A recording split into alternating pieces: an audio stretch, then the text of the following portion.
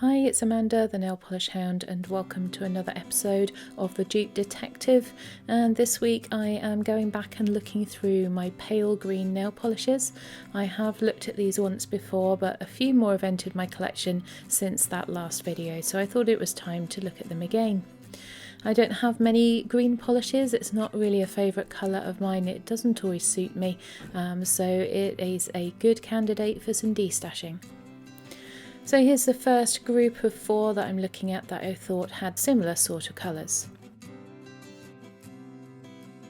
So first of all, we've got Essie's Zip Me Up, and this is the palest of all the polishes, and it has a little bit of a shimmer in it as well, as you can see in this close-up. It is a very pretty polish. It's the last one that I have of their Gel Couture range. I've destashed all of the rest of that particular range. As you can see, for such a pale colour, it does have a really good formula, goes on nice and easily and smoothly, and you can see that shimmer on the nail. So here's the second coat of Essie Zip Me Up, and this is enough to make this polish opaque. And here it is against the bottle,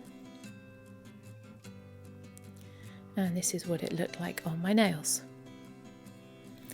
Next up, we've got Serene from Polish Me Royalty. This one also has a little bit of a shimmer in it.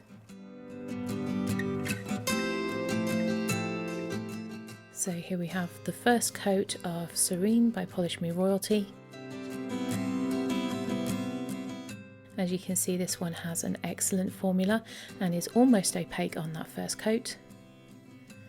And here's the second coat of Serene, which is enough to make it fully opaque.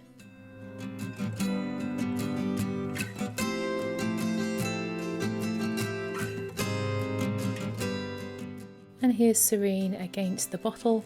This isn't a colour that I wear very often, but I have used it a few times in nail art. Next we have MILF by Illamasqua, and this looks fairly similar to me to Serene in the bottle, perhaps just a little bit darker. And as you can see on the first coat, this one also has a very good formula, goes on very smoothly and evenly. I think it's pretty much opaque on that first coat, but I did a second coat just to be sure.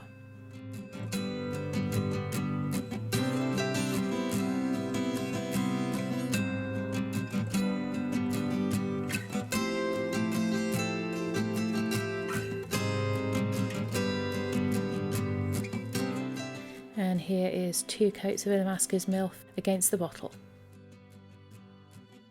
And then the last one of that group is Pistache by Simple Colours. And this is quite an old polish that I bought as part of a destash bundle. But it is unique in my collection and I have used it quite a lot in nail art, although this is not a colour that I would choose to wear on my nails. Good formula on this one. A little bit streaky on the first coat, but it evens out nicely on the second.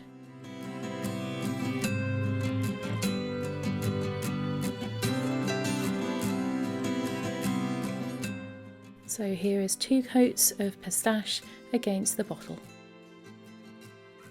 The next little group that I had are more mint coloured polishes.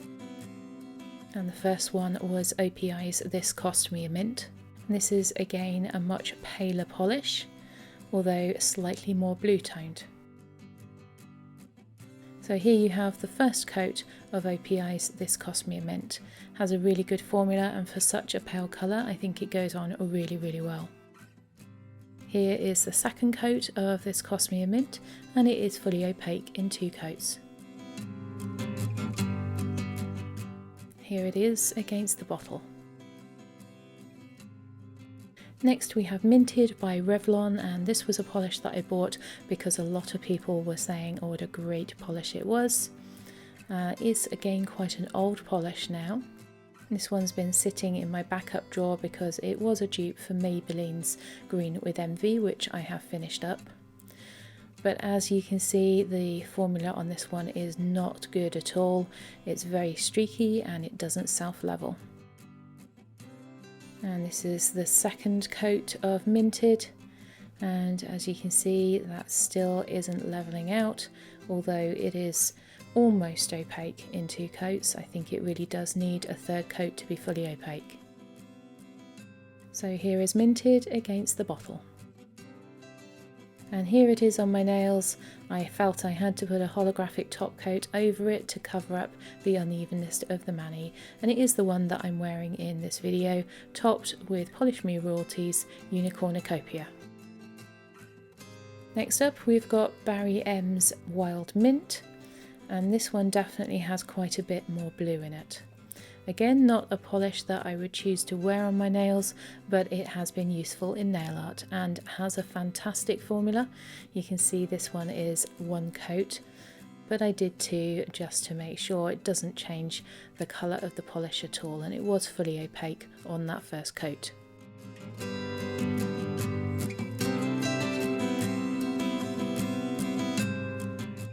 So there you have 2 coats of Barry M's Wild Mint. The next group I have is more going into the camo green, but quite pale. And the first one is Essie's Bon Voyage, and this is a favourite of mine. And this sort of green definitely does suit my skin tone. This one has a fantastic formula. It is pretty much a 1-coater, and it goes on beautifully smoothly and does self-level.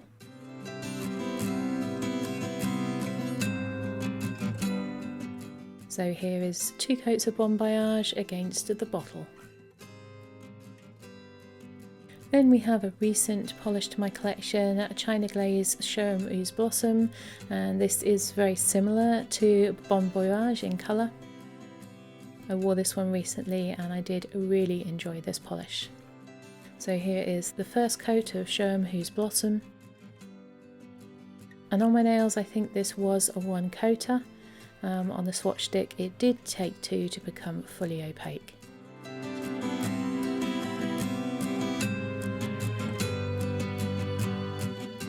So there you have 2 coats of Sherm Ooze Blossom by China Glaze.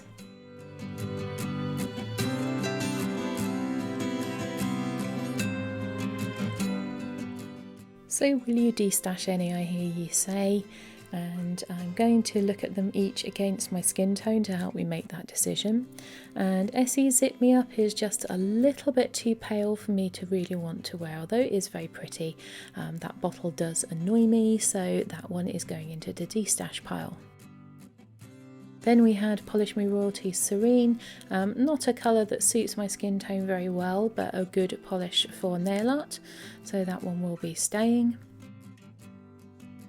Then we have MILF by Illamasqua, and this one is quite yellow toned and really doesn't suit my skin tone, so this one will be going into the destash. Sinful Colours Pistache again doesn't really suit me very well, but it is used frequently in nail art, so that one's going to be staying.